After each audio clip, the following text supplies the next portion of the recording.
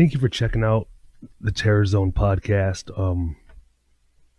I've been pushing this for about a month and a half now, going on 2 months. The idea that I have for this is, or my so-called mission, you could say, is to just I want to get across the perspectives of a lot of people who I've looked up to over the past 17 years, or just friends. I want to talk to them and hear their perspective on hardcore and what it means to them and how they grew up in the scene. One thing I find really interesting is that we can all come from different walks of life, different backgrounds, different classes, and all share one thing, and that's hardcore. Not to sound too fucking cheesy about it, but in some ways, it's a lot of people's like first love, or still they're like true love, because it's a place you can always go back to and at least find a couple friends who are always there.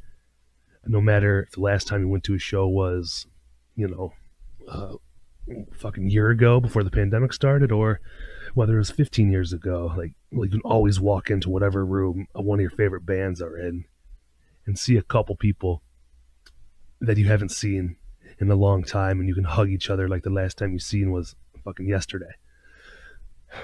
And, there's not many places where you can do that, especially hardcore.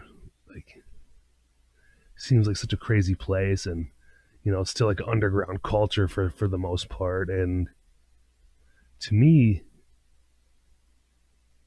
I love the music, I love the friendship and the camaraderie, and I love how we can all show up and get along for the most part and enjoy some fucking crazy music, just loud, fast, people jumping on each other. You going home with fucking black eyes, going to your corporate job tomorrow. It's like who does that?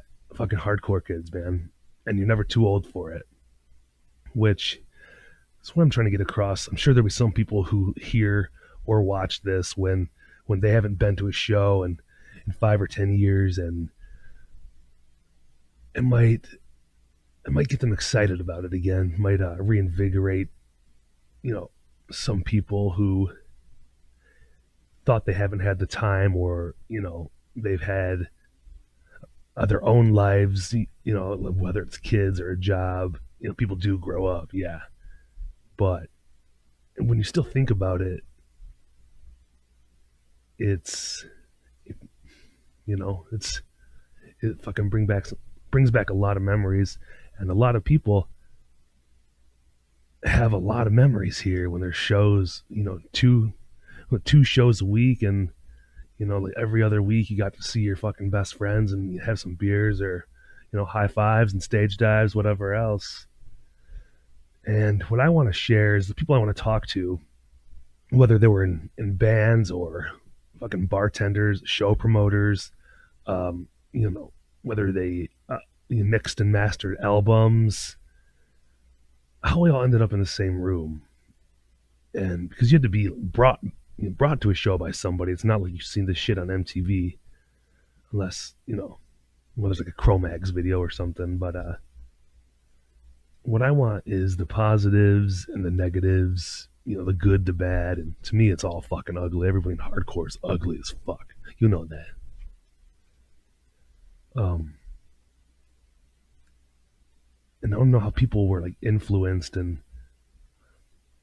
why'd they pick up a guitar, or why they decided that they wanted to fucking scream. And the artists who have some of the darkest and most emotional lyrics that come out in the most aggressive way possible. And everybody can take a lot of their aggression out at a hardcore show and go home feeling a lot better about themselves. Especially in Detroit, because Detroit has had a big history of, being musical influencers, starting, all the way back in fucking Motown, all the way up, to Iggy and the Stooges and MC5, Bob Seger, Ted Nugent. And then, comes the 80s and fucking Negative Approach and fuck man, whoever else, just hard music, raw, fucking true emotion, how you feel about people, how you want to beat the shit out of somebody, like, and it just seemed to spread, and Detroit has always had a good relationship with New York and Pennsylvania and a lot of the East Coast. And I'd like to talk to those people too, whoever had a relationship with Detroit hardcore, whether it's, fucking bringing bands to New York, like everybody knows, Agnostic Front and Cold as Life, or fucking Madball and Cold as Life, you know, and all the way now, like Annie Up and Wisdom and Chains and all these bands from East Coast to Detroit had had formed strong bonds and able to spread each other's music and support each other and the shit that we love. And it's just cool to go like 2, 3, 4 states away and then you bump into somebody and just fucking give them a hug like they're your brother, and he means a lot to a lot of people. But everybody's welcome on this podcast. It's not just people that I want to talk to. I want suggestions. I want help from people in this scene who would like to hear different perspectives from somebody that I may not know or heard of. I don't know everything, man. I'm only asking the questions that I want to ask right now, but I want everybody's help with it.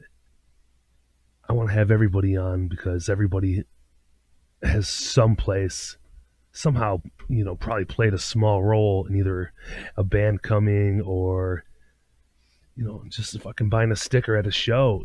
We've helped somebody.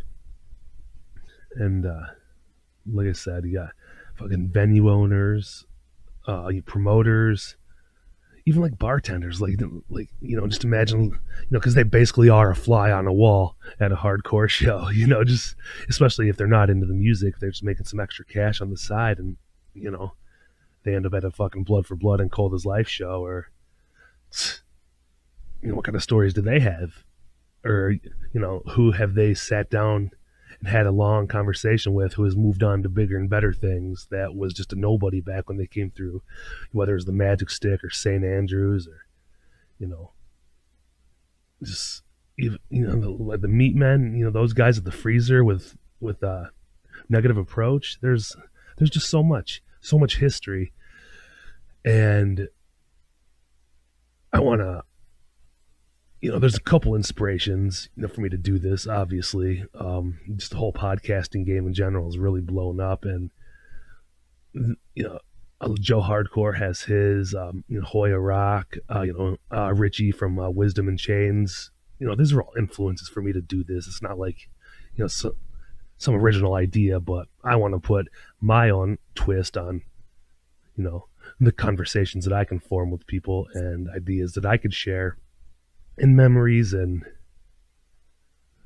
good times, bad times. Like I said, like there's so many memories, and the people that I've interviewed so far, like I'm asking questions about shit they haven't even thought about, and whether it's 5 years or fucking 25 years.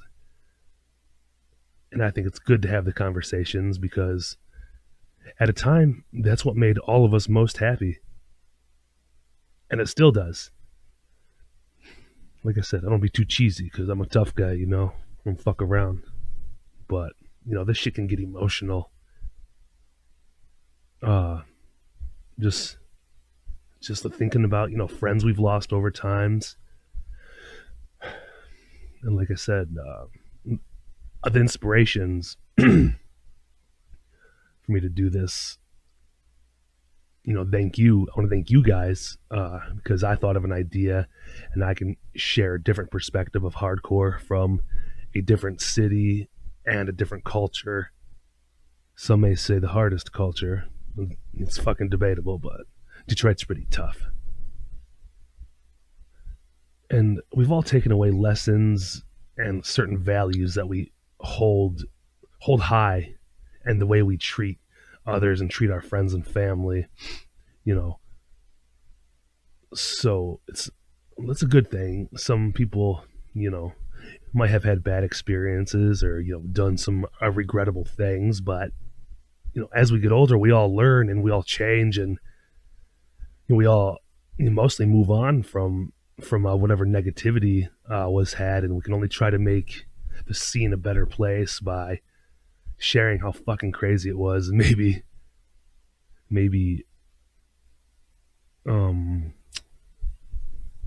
you know it can be a place where anybody can come and not feel like an outsider, because I think the reason why we all ended up here is because we were outsiders, and then somehow a cool guy club formed somewhere. But it's a place where you can go and feel safe and have a good time and not have to worry about fucking someone talking shit or whatever else. Even though it happens everywhere. You're not gonna lie about that, and it probably won't go away. It's just like wishful thinking, because like I said, not everybody is always so nice. But that's one thing you always learn, I think, out of hardcore, is always to fucking stand up for yourself, and you know and maybe treat others how you want to be treated down the road. Fucking no regrets, but we live and we learn, and it's still here, and there's a lot of bands that have had big impacts just with their lyrics on the way people live their life, and that's a good thing, that they can inspire people to act a certain way. It's almost like a religion in a way, how you read a fucking Bible and you know whatever it says. I don't know what it says, shit, but if they can help somebody be a better person or hold themselves to a higher standard to treat others better, and you live and you learn, and so on and so fucking on.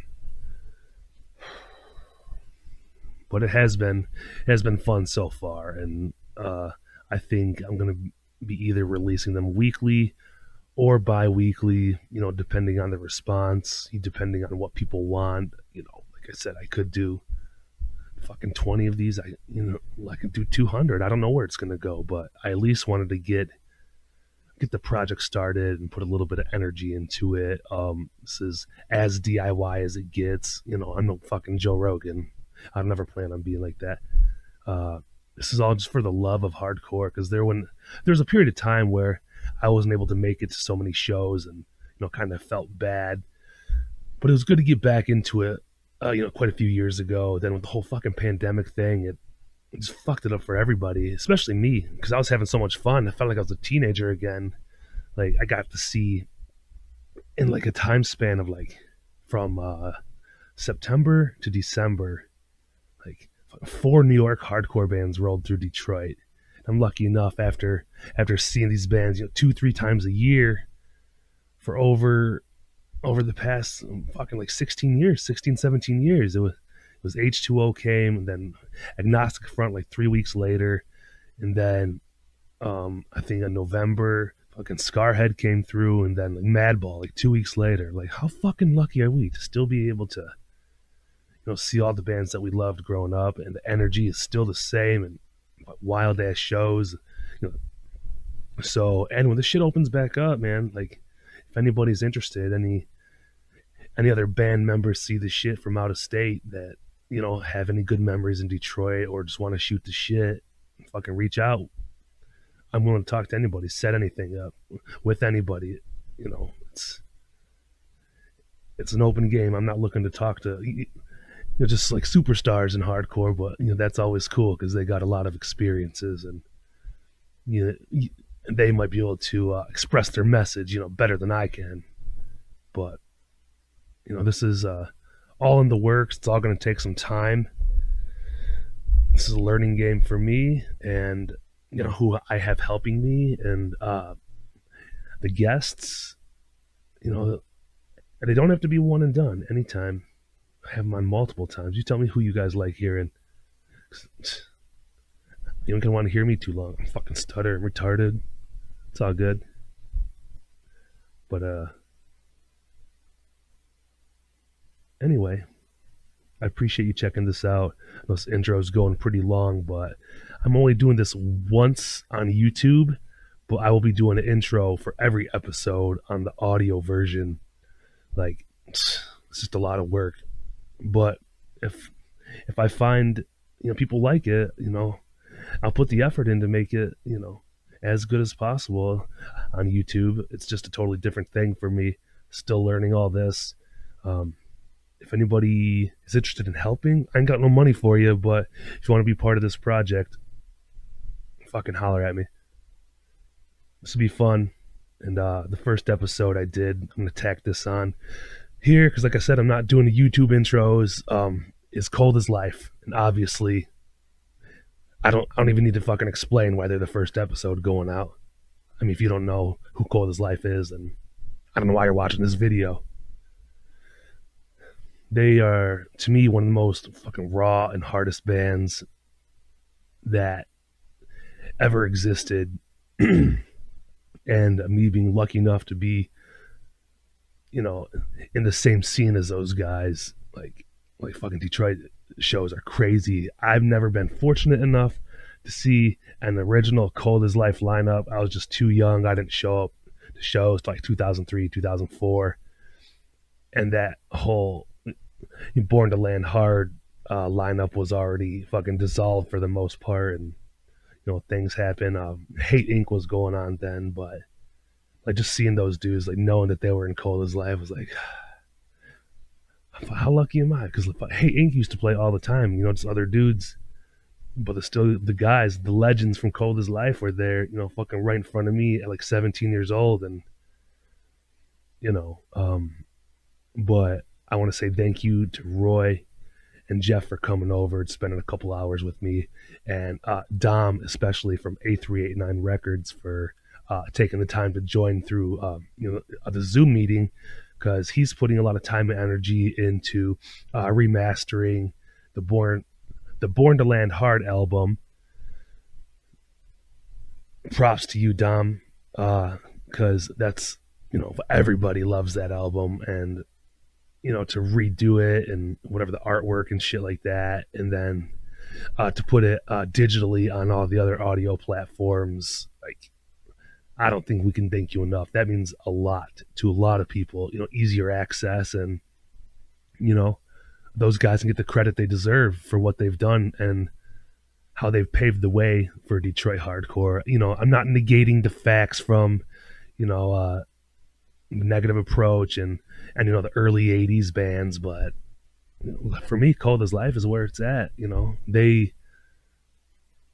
That's my era, that's my favorite era, and you know it's what I want to share, it's what I want to talk about. But I want all the history. But not being able to see the original Cold as Life, it's all good, but being able to hear some of their memories and talk about some of their experiences as a band. And we got into the story of Ron. Obviously, I was probably all over here and there, but I hope to do it with them again. Those guys are fucking awesome. Nice guys. It's like you would have thought different.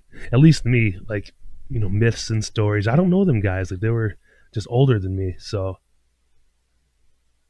being able to sit down with them and have my first conversation ever after seeing them in the same rooms, for,